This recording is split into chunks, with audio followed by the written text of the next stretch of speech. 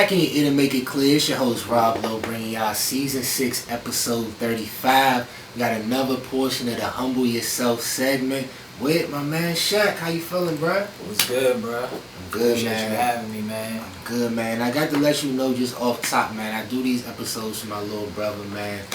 He told me basically humble yourself in a story form, man. He passed away not too long ago. But I keep it going. Appreciate you, man. I keep it going in a positive way, for real, for real. And actually, he was an artist too, man. So this near and dear to my heart with this episode right here, man. I want to know your motivation, for starting off being an artist. Alright, so for y'all that don't know me, I'm Shaq Wikk Taylor. I'm an artist. I'm from Virginia, Alexandria to be exact. For me, taking art seriously probably started about 7 years ago. I had my son, I'm a full-time father. I spent a lot of time in the crib, passing time, trying to find something without, just sitting in front of a TV all day and things like that, right? And I can admit, it started as a hobby, and before I was even doing canvases, I started out painting hats, shirts, hoodies, all types of stuff like that. So I made it a little harder for myself in the beginning. So by the time I really transitioned, everything kind of really started to come more fluidly. I never heard anybody starting off like that. That's tough because I seen, I went on your website, it was Arcade Collection. Yeah, so that's the arcade, arcadecode.com, or you can type in blackwig.com. That's the arcade collection. That's what I call everything that I do, from my apparel pieces, my canvases, anything that I touch, is part of the collection. I have a private collectibles collection as well too, like comic books, cards, action figures and stuff. So I take all of that and just put it into one big artwork. Yeah, now you got to slow down on that because you say you got the cards, collectible cards, like tradable cards and stuff like that. Yeah. Talk about that. So part of also what I do outside my art is I bring in my private collection, things that I've kept, years. My grandfather then passed down. When we talk about cards, I got Marvel cards, Pokemon cards, Yu-Gi-Oh, stuff like that, graded cards. It's a business, it's stock, at the end of the day. And I also seen that you did designs on some Air Force Ones too, like some paint splatter and shit. Them jumps is tough. Yeah, so that was a phase I was going through. I want to say 2021. Just wanted to grab some shoes and not even try to put nothing on them. Just put color on them, make them pop. You know what I mean? Give people something that they could rock and wear that was kind of exclusive. Sure. Bringing something that's something you really only see on the internet, closer to the people that I'm around every day. Nah, for sure. It's always different creative ways you could get into any type of lane. Like you said, you started off with the hardest way, then you came and you made shit like this look easy. So we got to talk about this. What we got going on right here, bro? This piece actually was from last Monday. I was a part of an art gallery installation here in DC for MLS All-Star Week. So the event, was curated, as a partnership with them. Proceeds that went to charity. I was with a lot of great local artists. Of big name stature, and we had a private gallery showing. It was 3 days. They even did a little panel discussion too, just talking about bringing art back to the city and how it reflects to the sport and things like that. So you want to share some of those ways, any productive things that came from that meeting? So what I would say is, as far as just spreading art throughout our area, if anything, this generation has a more open mind than ever before. It's our exposure, right? We all have a different algorithm that's sitting in this room based on what we see and search every day. So, the more you put yourself into alt culture, that's the more you want to see it. The more you put yourself into, excuse my language, the bullshit, that's what you want to see. And, I'm trying to figure out a way to filter, to feed people's mind a little bit different based on what they see. So. Right. Yeah, because it's I've been addicted to Walmart and dollar store brands for over 20 years now. Recently, I just came across Wikk Handmade Institute. They got a 3-step process for me. Oh man, this is a beautiful thing. They started me off with the bill oil, you see me shining out here in the sun. You know, stop playing with them. Stop playing. You see the energy. You see the energy. And then, you know, they took me to the second step of the process with the soap.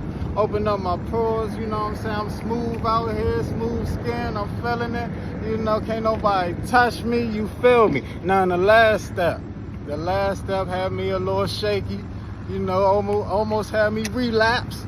You know, big dick energy, body butter.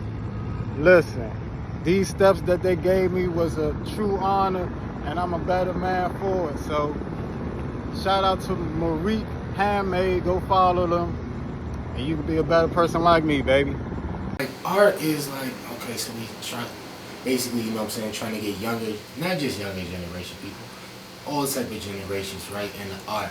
But people are kind of like funky when it's like, people will ask you, well, how can the art benefit me? You know what I'm saying? If Right. I don't feel like if I don't see it in a certain way, but I feel like you gotta let people know, like, to decorate your house in a certain way is to bring you peace, right? Is to bring you power, is to bring you different types of energy that you can see every day and be in a good space, right? I feel like that's definitely key.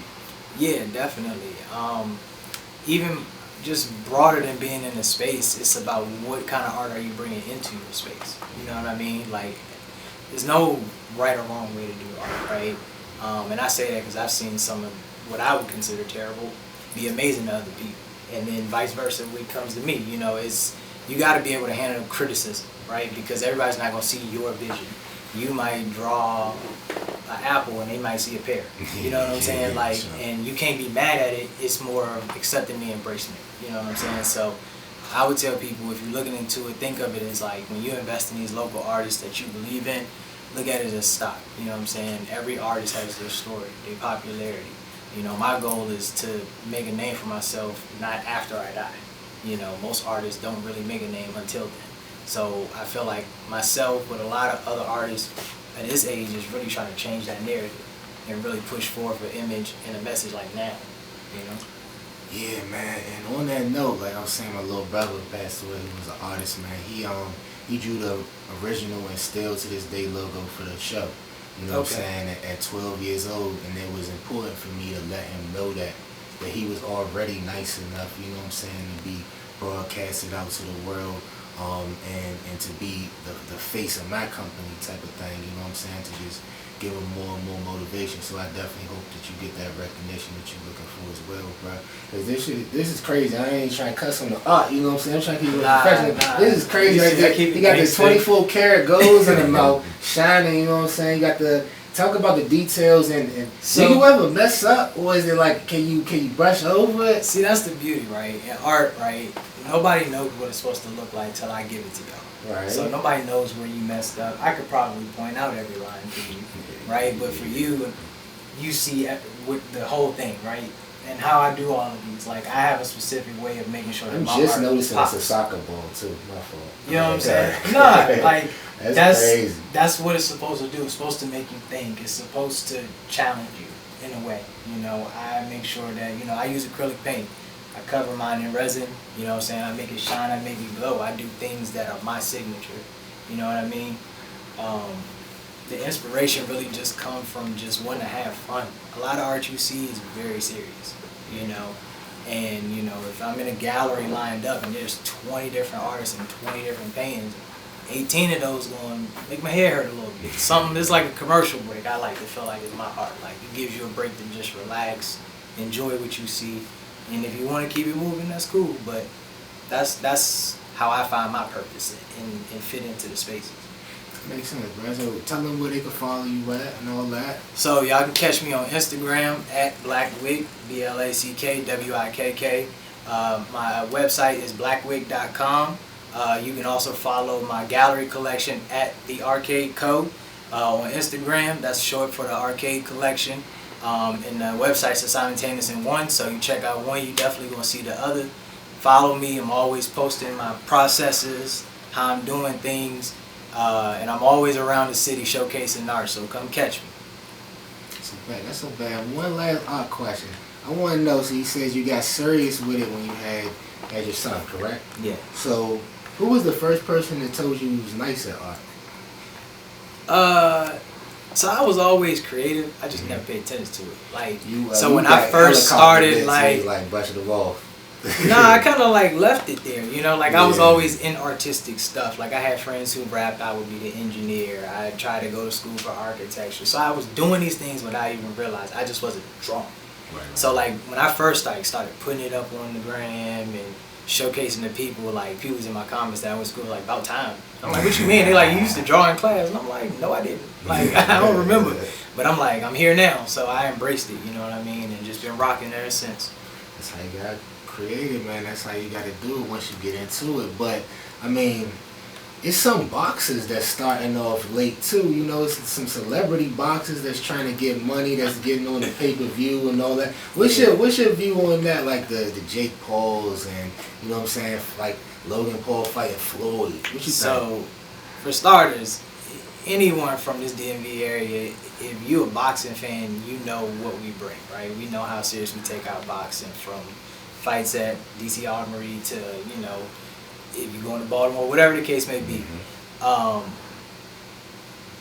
Stop playing boxing. Like, that's, them people out there, they risking their lives. They are learning how to maneuver and how to protect themselves to not get brain damage. They're not getting knocked out for money. You know what I'm saying? They trying to, it's a reason why they have little losses, you know, and that's important. Like, your health matters. All these YouTubers, Nate Robinsons and Jake Pauls, and alright, get sleepy. Frank Gore got knocked out by Darren Williams. Hey man, it looks, it's hey. I'm with you, bro. I'm with you, like. I mean, cause I ain't paying for it, but I watch it, you know. Right, yeah, I'm with you, know, it's entertainment. It's one of them things where it's like, we don't play fight, bro. Like, if you really, you know what I'm saying, it'd be different if you somebody like, all right, I see how Davey Ruffin and Ant Glizzy could fight. You know what I'm saying? If you really got smoke with somebody like that, and you really got like just trying to right box it out, like they wasn't ready for the fight neither, though. That's something totally different. But at least they was out there and they was trying to settle some shit for real. You can't just box for bread, bruh. Yeah, you see the result you're gonna get. It's gonna be one-sided each and every time. That's a fact. That's a fact. Terrence Crawford and Errol Spence Jr. getting a lot of bread to fight this Saturday, though. I can't wait. I thought the Jones last Saturday. I was trying to make plans and all that, bro. Mega fight. We needed this, though. Real boxing fans. Boxing been on fire for like the last 2 years, though, to be honest. Especially with these young upcomers. I mean, even just this past weekend with the Keishans and all of them, like, these youngies on fire. And they got hands, too. But you see, like, they got a lot of guidance, though. Like, they all look up to, like, really the same couple people. Canelo, Mayweather, Crawford, Spence. You know, and then out of that, you're going to get defense, switch hit. You're going to get, you know what I'm saying, all that stuff, like, in one. So, I'm excited for the fight this weekend. Personally, I'm taking Bud. You know what I'm saying? My man. Yes, I ain't heard too many. I ain't heard a lot of people on Errol Spence. I got money on Bud, though, man. Yeah, Bud is, he's solid, man. He in for a reason. Yeah, bro. He got that experience, you know what I'm saying? He hungry. You feel like people been ducking him. You feel me? I feel like he more accomplished, but people still don't give him the same credit because he not a real entertaining type of fighter. You know what I'm saying? He not really going to talk his talk to the crowd, but like he gonna get big respect with this win. Yeah, I would definitely say so. See, like for me, like I'm a fan of him just because like I know he works with Team USA Boxing. He's the reason why we saw our Olympians in the, you know what I'm saying, in Tokyo. He's the reason why you see Shakur and all them young up and coming and Devin Haney, like they all come under him. He's passing himself down at the same time while he's still relevant. And if you like them, you can't not like him. You know what I'm saying? So that's how I look at it. So who you think? Well, I'm gonna throw mine out there first. Tank the best out of all them young niggas. He catch Shakur. He catch Devin Haney. Here's what I say. Shakur be his hardest fight. That'd be his hardest fight. But Tank right now. Yeah, nah, because Haney wasn't looking too good against Lomachenko. No, he ain't really got that. He's just like lost. His chin not that solid as but I respect how he got to where he you know, he stepped in first. You know what I'm saying? And got the belts, but you know, as you see, he's moving up. So Lomachenko called that out. But he had to. But hey, hopefully that's gonna be a good fight this Saturday, man. Yeah, Appreciate definitely. you pulling up, Thank you, Shaq. man. Thank Had you to for have you having me. back on for Appreciate another y'all. episode. Yes, Love. sir. Yeah.